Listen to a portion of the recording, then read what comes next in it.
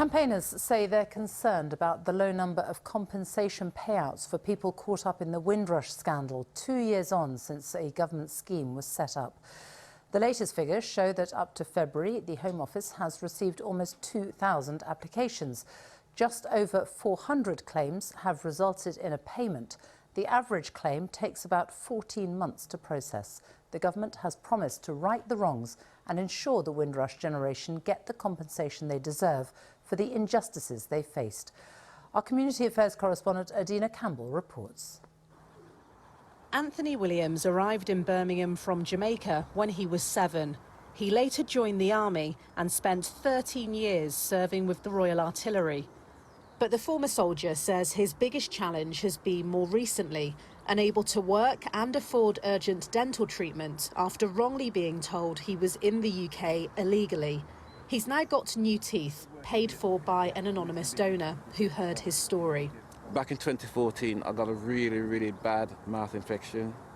My gums kept swelling up, and the only way I could get rid of it was to start extracting my own teeth. You pulled your own teeth out? It took about 3 months to take most of my teeth out, the ones I take out now. He's still waiting for compensation, 2 years after filling out an application.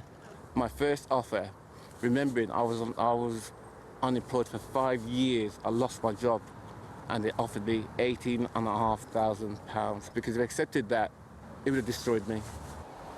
More than 12,000 people have been given British citizenship or had their legal status sorted out since a government task force was set up following the Windrush scandal. But there have been fewer than 500 compensation payouts so far, way lower than what campaigners were expecting. And with so few applications, there are now questions over the length of time it's taking to process claims. On average, 14 months. Lawyers who've been helping some Windrush victims say the delays are unacceptable. You've only had 2,500 applications and people are taking a year and 18 months to even get their first offers. So it says something is very wrong.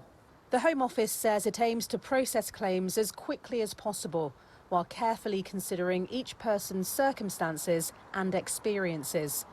And the value of all payments made through the scheme so far is over £6 million.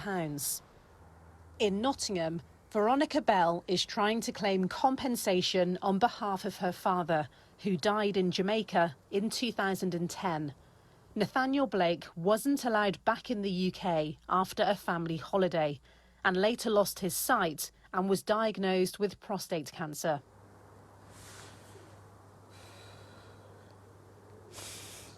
As far as he was concerned, he was a British citizen, always had been. He was invited here by the government to build up the country after the Second World War. We just weren't able to afford the most appropriate medical interventions over there. You submitted your compensation claim 2 years ago. Are you confident that you'll receive the money anytime soon? It's not about the money, and there's absolutely no financial compensation that can right that, but the acknowledgement is very important to me, you know, and other families. Adina Campbell, BBC News.